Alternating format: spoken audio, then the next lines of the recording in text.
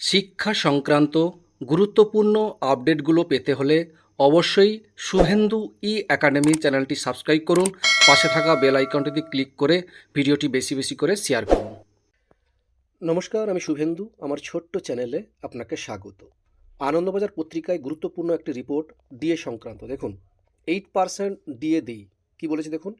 মহার্ঘ ভাতা নিয়ে শিল্প সম্মেলনের মঞ্চে মুখ খুললেন মুখ্যমন্ত্রী মমতা বন্দ্যোপাধ্যায়। বৃহস্পতিবার তিনি জানান, আমরাই প্রতি বছর 8% মহার্ঘ ভাতা ডিএ দিয়ে থাকি। এটা যদিও বাধ্যতামূলক নয়, তা সত্ত্বেও আমাদের আর্থিক সমস্যার মধ্যে তা আমরা দিই। এমনকি আমাদের পে কমিশনও রয়েছে, আমাদের পেনশন প্রকল্পও আছে। এই খাতে প্রায় 2 লক্ষ কোটি টাকা সরকার খরচ হচ্ছে।